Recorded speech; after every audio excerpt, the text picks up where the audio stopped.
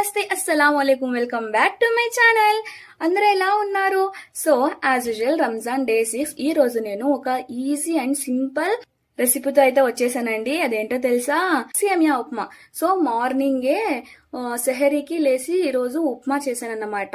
నా స్టైల్లో ఎలా చేశానో మీకు కూడా చూపిస్తాను. With in 15 minutes or 20 minutes లో చేసుకోవచ్చండి. మార్నింగ్ టైం లేకపోయినా కూడాను very easy and simple ingredients తో చేసేయచ్చు. సో వచ్చేయండి, మీకు కూడా చూపిస్తాను.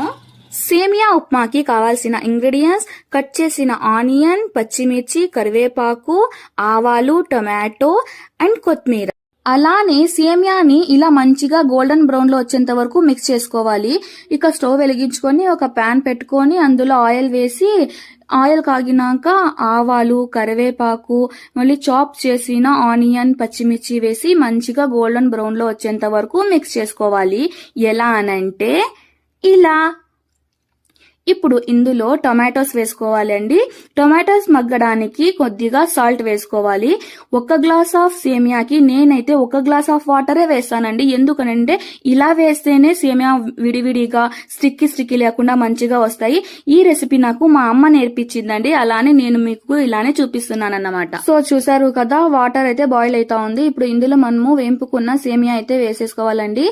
ఇలా పదే కలుపుతా ఉండకూడదండి. ఇలా ఒక్కసారి మిక్స్ చేశాక ఆ వాటర్ కొంచెం కొద్దిగా ఉండగానే ఆఫ్ చేసేయాలన్నమాట. సో ఇప్పుడు చెప్పండి మీరు, ఒక 15 మినిట్స్ ఆర్ 20 మినిట్స్ చాలు కదా నేను చెప్పినట్టుగానే. ఇక ఏముంది, కొత్తిమీరతో గార్నిష్ చేసుకోవడమే. చూడండి గాయ్స్, ఎంత స్టిక్కీ లేకుండా ఎంత మంచిగా సాఫ్ట్ గా వచ్చాయో. సో మీరు కూడా తప్పకుండా ట్రై చేయండి, అలానే కామెంట్ చేయండి గాయ్స్. ఇక నేనైతే సేమియా ఉప్మా జొతికి రైస్ అండ్ పల్లీ చట్నీ చేశానన్నమాట. ఎందుకనంటే ఇక డే మొత్తం ఫాస్టింగ్ ఉండాలా కాబట్టి.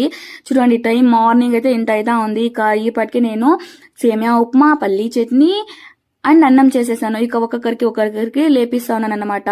ఇక వంట చేసేపటికి వాషింగ్ మిషన్ లో బట్టలు కూడా అయిపోయాయి. ఇక వెళ్లి ఆరేయాలన్నమాట. సో చూడండి గాయస్, ఎవ్వరూ లేసిండ్రు, ఎంత మబ్బుగా ఉంటుందో.